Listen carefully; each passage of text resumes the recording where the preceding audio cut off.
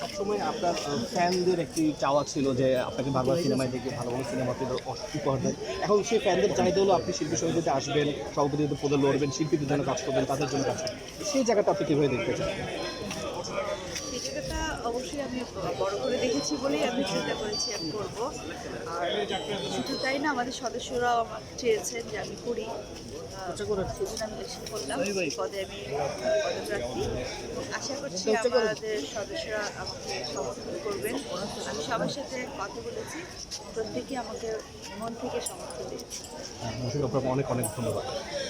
শায়লা যেমনটা দেখছিলেন, সভাপতি পদপ্রার্থী স্বতন্ত্র থেকে মৌসুমী জানাচ্ছিলেন যে আজকে নির্বাচনের যে পরিবেশটি যে অন্যান্য সব নির্বাচন থেকে একটু আলাদা ছিল এবং তিনি খুব আশাবাদী যে তিনি বিজয়ী হবেন। শায়লা, আমরা একটু জানতে চাই আসলে রেডি করেন যা দেখলেন রেডি করেন কি প্রত্যাশা করবেন? Thank you. পড়াতে পড়া নিতে ভাই এইভাবে ঢুকেন না, আপনি তো দেখতেছেন লাইভ দিতেছি ভাই, আপনি একদম মোবাইলটা মুখের মধ্যে ঢুকে রেখে দিন। আমাদের সবাই সঙ্গে যেমন হয় আড্ডা মারা, গল্প করা,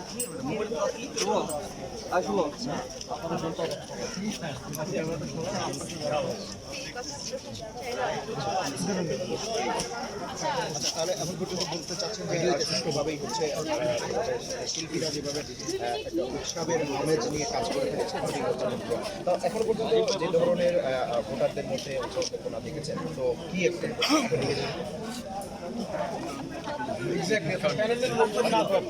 বারবার বলতেছি ভাইয়া একটু একবারই নিয়ে নেই লাইভে যাচ্ছি। লাইভে আপনার বারবার কেন যাচ্ছেন? দেখতেছেন লাইভে যাচ্ছে। আমার কাছে আসলে খুব ভালো লাগে। আমি আসলে আমার ভোটের দিকে চাইতে পারছি না, কষ্ট লাগছে। আপনারা একটু ডিস্টার্ব করছি। আশা করি বিকাল 5টার পরে সবাইকে আমি আবার একটু টাইম দেবো। সময় করবেন না, কষ্ট করবেন না। ভোটারদের কাছে যেতে চাই। আমরা শুনছিলাম ভোটাররা চলে যাচ্ছে, আসলে তার যে বিভিন্ন অভাবগুলো নির্বাচন কেন্দ্র করে শুরু থেকে